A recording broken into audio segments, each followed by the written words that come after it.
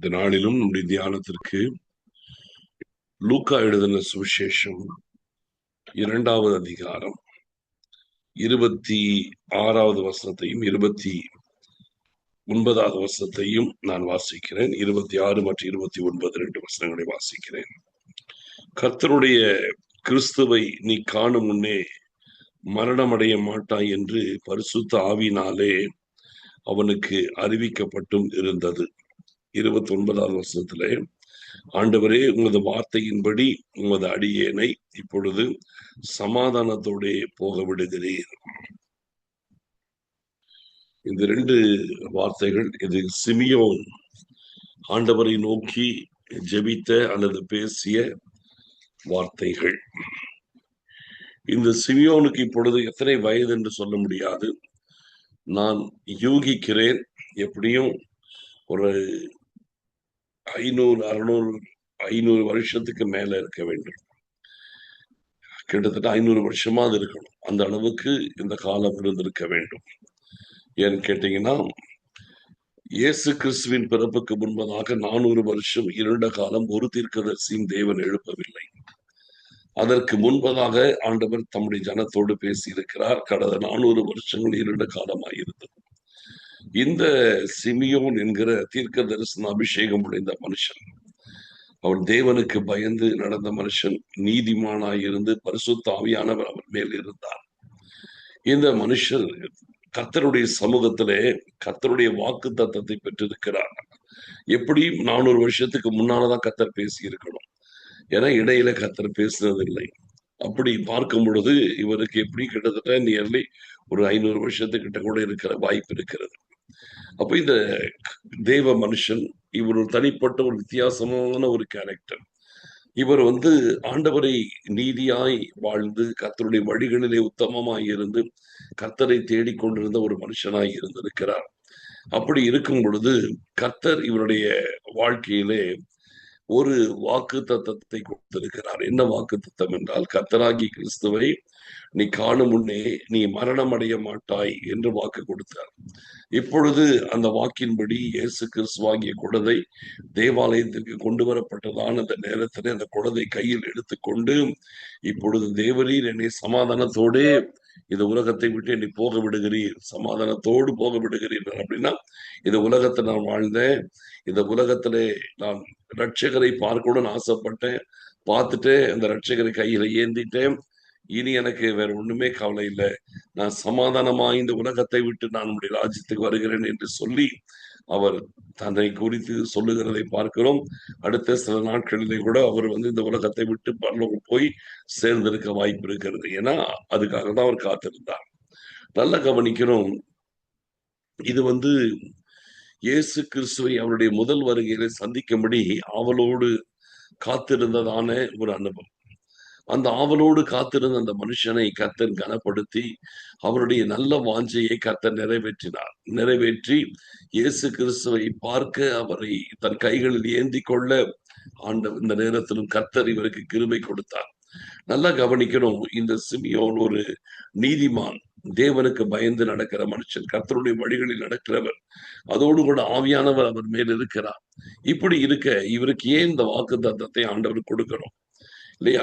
எத்தனையோ பேர் அந்த நாட்கள் இருந்தாங்க. இந்த மனுஷனுக்கு இப்படி ஒரு வாக்கு தத்தத்தை கொடுத்து இவ்வளவு நீண்ட காலம் இயேசு கிறிஸ்துவை பார்ப்பதற்காக இந்த உலகத்திலே வைத்து, பின்பு அவரை பார்த்து அவரை தன் கைகளில் ஏந்தின பிறகு இந்த உலகத்தை விட்டு அவர் போகிற ஒரு காரியம் நடந்தது. அப்ப ஏன் அப்படின்னு சொல்லி பார்க்கும்போது ஒரு நல்லா புரிஞ்சுக்கணும், இது கண்டிப்பாங்க இவருடைய உள்ளத்தின் ஆழத்துல ஏற்பட்டிருக்கிற ஒரு மிகப்பெரிய ஒரு விருப்பமாய் இருந்திருக்க வேண்டும். இவருடைய வாழ்க்கையிலே இவர் வேதத்தை நன்கு அறிந்த மனுஷன், தீர்க்க தரிசன ஆகமங்களை வாசித்திருக்கிறார், மோசையின் ஆகமங்களை வாசித்திருக்கிறார். அதில் இடையில வருகிற எல்லா ஆகமங்கள் எல்லா புஸ்தகத்தையும் வாசிக்கும் பொழுது இவருக்கு ஒன்று தெரிந்தது, மேசியாவாகிய இரட்சகராகிய இயேசு கிறிஸ்து இந்த உலகத்திலே பிறக்க போகிறார் என்பதை அவர் அறிந்திருந்தார். கடைசி நாட்களிலே மேசியா வருவார், மேசியாவை பார்ப்போம், அவர் இந்த உலகத்திலே ஜனங்களை ரட்சிப்பதற்காக இந்த உலகத்திற்குள் வருவார் என்று சொல்லி அவர் வேத வாக்கியங்களின் மூலமாய் அறிந்திருப்பார். அறிந்தவர் அதன் பிறகு அந்த நல்ல விஷயத்தை அறிந்தவர் தேவ சமூகத்தினை காத்திருந்து அவர் ஜெபிக்க ஆரம்பித்திருப்பார். ஆண்டவரே, உம்முடைய குமாரனாகிய இயேசு கிறிஸ்துவை இந்த உலகத்திலே நான் பார்த்த பிறகே எனக்கு மரணம் சம்பவிக்க வேண்டும், அதற்கு முன்பாக நான் மரித்து விடக்கூடாது அப்படின்னு கர்த்தருடைய சமூகத்துல கேட்டிருப்பான்.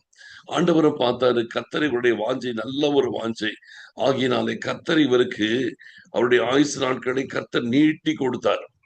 எவ்வளவு காலனே தெரியல. ஆக மொத்தத்துல ஒரு பழைய ஏற்பாட்டு காலத்து மனுஷன் அந்த நேரத்திலே கர்த்தரிடத்துல கேட்டு வாக்கு தத்தத்தை பெற்று இப்பொழுது அந்த 400 வருஷம் இருண்ட காலம் எல்லாம் கடந்த பிறகும் இப்பொழுது உயிரோடு கூட இருந்து இயேசு கிறிஸ்துவாகி அந்த குழந்தையை தன் கையிலே வாங்குகிற அளவும் அவருக்கு நிம்மதி இல்லை. அதை வாங்கின பிறகுதான் சொல்றாரு, இப்பொழுது நான் என்னை சமாதானத்தோடே போக விடுகிறீர் என்று சொல்லுகிறார். நல்லா கவனிக்கிறோம். நம்முடைய வாழ்க்கையிலே ஆண்டவர் நமக்கு நல்ல விருப்பங்களை கொடுக்கிறார். அந்த நல்ல விருப்பங்களை பற்றி கொண்டு அந்த நல்ல விருப்பங்களின்படி நம்ம வாழ்கிறவர்களாக இருந்தால் நிச்சயம் சொல்றேன், ஆண்டவர் இந்த உலகத்திலே அந்த வாஞ்சைகளை எல்லாம் நிறைவேற்றி வைக்க வல்லமை உள்ளவராக இருப்பார். நம்ம வாஞ்சிக்கணும். கர்த்தருடைய சமூகத்தில் நம்முடைய ஆவிக்குரிய வாஞ்சைகள், மேலான வாஞ்சைகளை கர்த்தர் என்றைக்குமே கனப்படுத்துகிறவர். இந்த இடத்துல ஒரு தனி மனிதன், அவனுக்கு பாருங்க, இயேசு கிறிஸ்துவாகி அந்த குழந்தை பார்க்கணும்னு அவர் ஆசைப்பட்டிருந்தான். உண்மையாய் ஆசைப்பட்டிருக்கிறார். உண்மையாய் தேவ சமூகத்திலே பாரத்தோடு ஜெபித்திருப்பார். ஒவ்வொரு நாளிலும் ஜெபித்திருப்பார். நான் ஆண்டவரே உம்முடைய ரட்சகரை நான் பார்க்க வேண்டும், நீங்க அனுப்புகிற ரட்சகரை நான் பார்க்க வேண்டும். அவருடைய உள்ளத்தின் ஆழத்தில் அதுதான் ஒரு எண்ணம் இருந்திருக்கும். அதே ஏக்கமா இருந்திருக்கும். அவர் எப்படி நான் பார்க்கணும், அவரை பார்க்காம நான் செத்தரக்கூடாது, அவரை பார்க்காம என்னோட உயிர் போயிடக்கூடாது, நான் எப்படி பார்க்க வேண்டும் என்று சொல்லி அவர் வாஞ்சியோடு இருக்கிறார். ஆண்டவரை பார்க்கிறார். அந்த மனுஷனுக்கு எவ்வளவு நல்ல வாஞ்சை. என்ன கேட்கிறாரு? பெருசு என்ன கேட்கிறாரு? என் குமாரனாகிய இயேசு கிறிஸ்துவை முகமுகமாய் அவரை பார்க்கணும்னு ஆசைப்படுறாரு. அந்த இயேசு கிறிஸ்துவை தன் கையில ஏந்தி கொண்டு ஆசைப்படுகிறார். இந்த நல்ல வாஞ்சையை நம்ம நிறைவேற்றி வைப்போம் என்பது தேவ திட்டத்திலே வந்து விடுகிறது. நல்லா கவனிக்கிறோம். நீங்க நல்ல வாஞ்சை உங்களுக்கு இருக்கணும். மேலான காரியங்களை வாஞ்சிங்க. பூமிக்குரியவைகளை அல்ல, பூமியில் உள்ளவைகளை அல்ல, மேலானவைகளை தேடுங்கள் என்று வேதம் சொல்லுகிறது. ஆகினாலே இந்த நாட்களிலே கர்த்தர் நம்முடைய மன விருப்பங்களை அறிந்திருக்கிறார். நம்முடைய மன விருப்பங்களை கர்த்தர் நிறைவேற்றுவதற்கு கர்த்தர் உண்மையுள்ளவராக இருக்கிறார். ஆகினால் இந்த நாட்களிலும் தெய்வ பிள்ளைகள் மேலான காரியத்தை வாஞ்சிங்க. மேலான காரியத்தை, மகிமையின் காரியத்தை வாஞ்சிங்க. சாதாரணமான காரியத்தை அல்ல, அற்பமான சில சில சின்ன விஷயங்கள் இது அல்ல, மேலான காரியத்தை வாஞ்சியுங்கள். அப்பா, உங்களுடைய பிரசனத்தில் நான் எப்பொழுது நிறைந்திருக்க வேண்டும். கேளுங்க, மேலான காரியத்தை கேளுங்க. நீங்க எந்த மேலான காரியத்தை கேட்கும் பொழுது உள்ளத்தின் ஆழத்திலிருந்து நீங்கள் கேட்பீர்கள் என்றால் கண்டிப்பா சொல்லுகிறேன், உங்களுடைய மன விருப்பங்களை கர்த்தர் நிறைவேற்றி வைக்க உண்மையுள்ளவராக இருக்கிறார். அதான் உண்மை. நம்முடைய மன விருப்பங்களை கர்த்தர் நிறைவேற்றி வைக்க உண்மை உள்ளவராக இருக்கிறார். எந்த அளவுக்கு நம்ம மேலான காரியங்களை வாஞ்சிக்கிறோமோ அந்த அளவுக்கு கர்த்தர் நம்மை கனப்படுத்துகிறவராக இருக்கிறார். கர்த்தர் அதை நிறைவேற்றி வைக்க உண்மை உள்ளவராக இருக்கிறார். ஆகினால் இந்த நாட்கள் நம்முடைய மனதை நம்ம திறக்க வேண்டும். நம்முடைய மனது ஆண்டவருக்கு என்று திறக்கப்பட்டிருக்க வேண்டும். மேலான காரியத்தை நாடி தேடுகிறவர்களாக இருக்க வேண்டும். பூமிக்குரிய காரியத்தை நினைக்காதீங்க. பூமிக்குரிய காரியத்தை நினைச்சிட்டே இருந்தீங்கன்னா கவலையும் குழப்பமும் பயமும் திகிர்ந்தான் வரும். உங்கள் சிந்தனைகள் மேலானதை திரும்பட்டும்.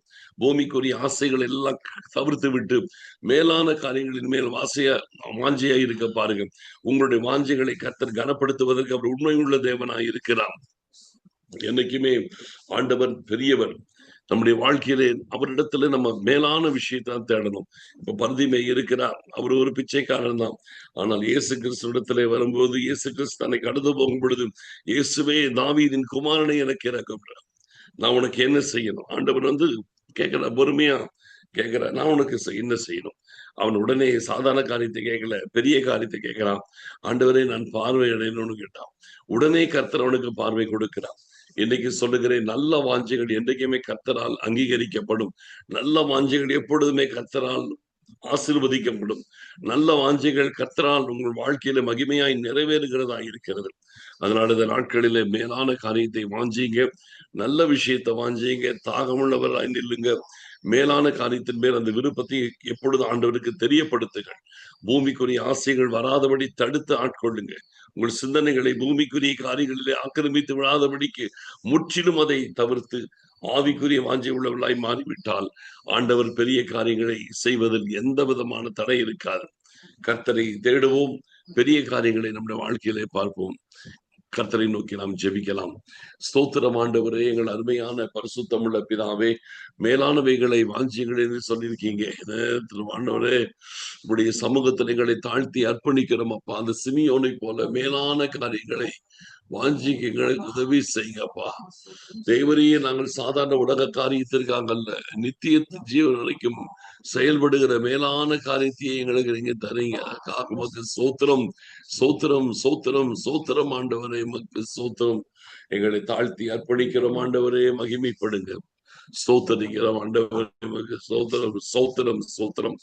தாழ்த்தி ஒப்பு கொடுக்கிறோம். துதிகன மகிமை யாவும் நாங்கள் உமக்கு செலுத்துகிறோம். இயேசு கிறிஸ்துவின் மூலம் ஜெபிக்கிறோம் நல்ல பிதாவே, ஆமென். என் ஆத்துமாவே கர்த்தரை சோத்தரி, என் முழு பரிசுத்த நாமத்தை சோத்தரி. என் ஆத்துமாவே கர்த்தரை சோத்தரி, அவர் செய்த சகல உபகாரங்களை மறவாதே. ஆமென்.